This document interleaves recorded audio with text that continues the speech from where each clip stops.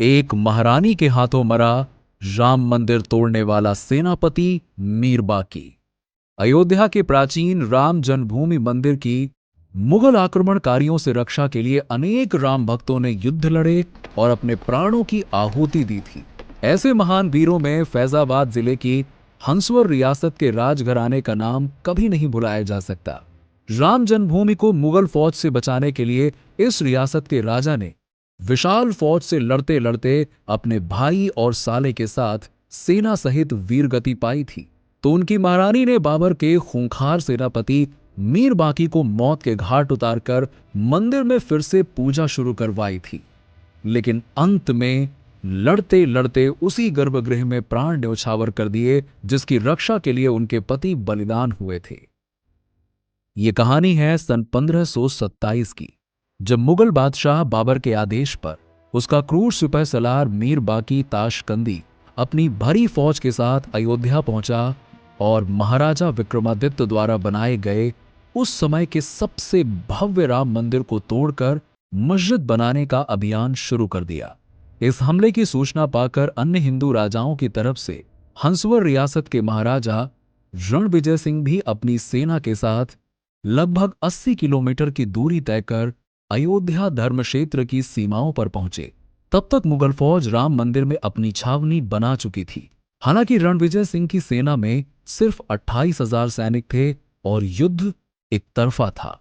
मीर बाकी की सेना बड़ी और शस्त्रों से सुसज्जित थी। इसके बाद भी रणविजय सिंह ने जन्मभूमि की रक्षा के लिए अपने क्षत्रिय धर्म का पालन करते हुए काबिज मुगल फौज पर भीषण हमला कर दिया। लगभग 7 दिनों तक चले युद्ध के बाद 8वें दिन राजा रणविजय सिंह की सेना ने जन्मभूमि परिसर पर अपना अधिकार जमा लिया। मुगल सेनापति मीर बाकी भाग खड़ा हुआ और शाही फौज को पीछे हटना पड़ा।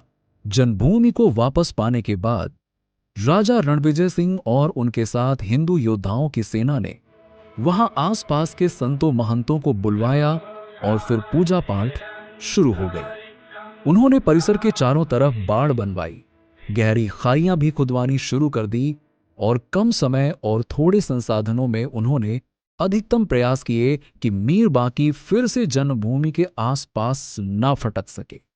10 दिनों के बाद ही मुगल फौज ने फिर से हमला कर दिया। तोपों से बाहरी बाड़ों को तोड़कर दोबारा जन्मभूमि परिसर में घुस गई। दोनों तरफ से हुए भयंकर युद्ध में राजा रणविजय सिंह ने काफी समय तक मुकाबला किया। लड़ाई में उनके साले वीर भानु प्रताप और भाई संग्राम सिंह भी मारे गए। भगवान राम के अनन्य भक्त होने के कारण राजा रणविजय सिंह गर्भगृह की रखवाली के लिए एक टुकड़ी के साथ स्वयं तैनात थे। उन्होंने उस जगह मोर्चा लिया जहां रामलला विराजमान थे। राजा और उनके साथियों ने कई मुगल कमांडर और सैनिक मार गिराए। लंबी लड़ाई के बाद आखिरकार संख्या बल अधिक होने के कारण मुगल फौज की जीत हुई। राजा रणविजय सिंह अंतिम सांस तक लड़ते लड़ते वीर गति को प्राप्त हो गए। बताया जाता है कि गर्भगृह के जिस स्थान पर आज रामलला विराजमान है, उसी जगह पर राजा रणविजय सिंह का शव शत विक्षत हालत में मिला था। जन्मभूमि पर फिर से मुगलों का कब्जा हो गया और इसी के साथ ही एक बार फिर से हिंदुओं के इस तीर्थ स्थल पर पूजा पाठ बंद हो गया। राजा रणविजय सिंह की रानी जयराज कंवर बचपन से ही युद्ध कला में निपुण थी। हंसवर घराने में शादी होने के बाद भी रानी जयराज ने अपने युद्ध कौशल का अभ्यास नहीं छोड़ा था। उन्होंने नियमित फौज से अलग एक विशेष महिला सेना भी बनाई हुई थी, जिसमें 3000 की संख्या में साहसी महिलाएं थीं। ये महिला सैनिक वेश बदलकर राज्य की सीमाओं पर घूमती थी और बाहर से आकर नागरिकों से लूटपाट और हत्या करने वाले डाकुओं का सफाया करने के कार्य में लगी रहती थी। जन्मभूमि पर बलिदान हुए अपने पति के अंतिम संस्कार के बाद उन्होंने राज्य के सभी मंत्रियों की एक सभा बुलाई। इस सभा में उन्होंने मंत्रियों को राज्य चलाने और बचे पुरुष सैनिकों को वहां की सुरक्षा की जिम्मेदारी दे दी और स्वयं अपने पति द्वारा छेड़े गए राम जन्मभूमि मुक्ति अभियान को पूरा करने का बीड़ा उठाया और अपनी 3000 की नारी सेना के साथ अयोध्या कूच कर दिया। रानी के मुकाबले मुगलों के पास शक्ति और संसाधन कहीं अधिक थे, इसलिए रानी ने छापा मार युद्ध का सहारा लिया। साल 1528 से 1530 तक वो अपनी नारी सेना के साथ अलग अलग टुकड़ियों में अयोध्या की सीमा पर मौजूद आसपास के गांवों में छिप कर रहीं। उनकी सैनिक महिलाएं दिन भर कामकाजी महिलाओं के रूप में लकड़ियां बिनने और खेतों में काम करने के बहाने गांवों में समय बिताती थीं और दुश्मन के रसद भंडार को जलाने, उनकी सैन्य स्थिति की जासूसी करने और मुगल सेना की हलचल पर नजर रखने जैसे कार्य करते हुए मौका देखकर मुगल सैनिकों पर हमला कर उनका वध कर दिया करती थीं। इन 3 वर्षों में रानी जयराज ने अपने राज्य हंसवर का हाल चाल तो लिया ही, पर वो कभी लौट कर अपने महल नहीं गई।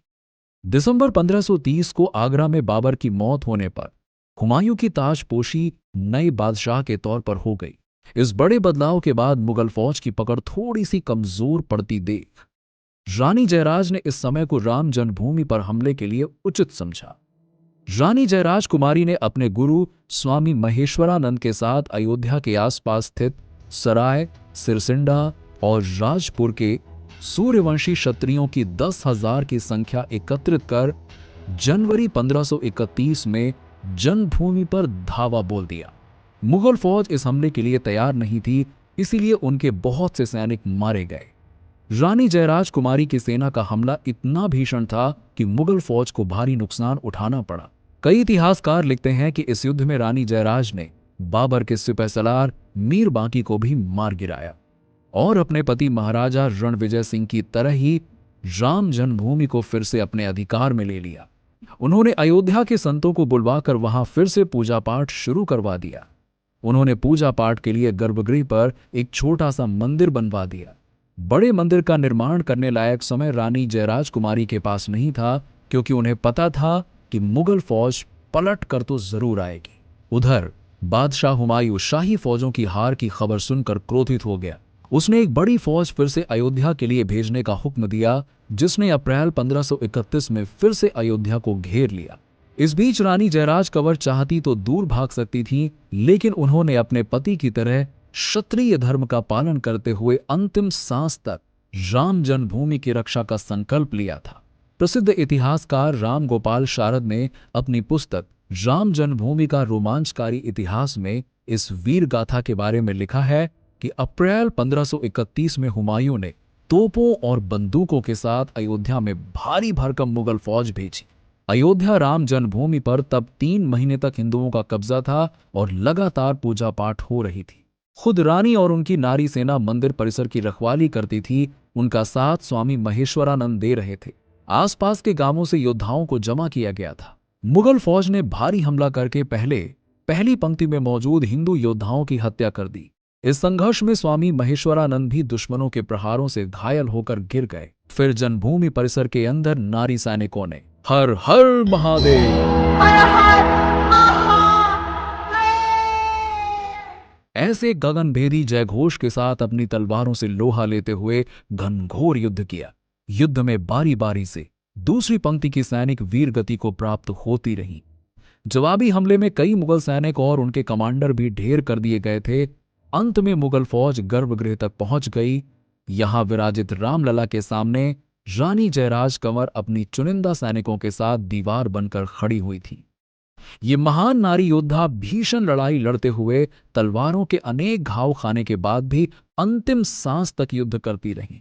अंत में मंदिर के गर्भगृह में उसी जगह रानी जयराज कुमारी भी वीर गति को प्राप्त हो गईं, जहां उनके पति राजा रणविजय सिंह बलिदान हुए थे।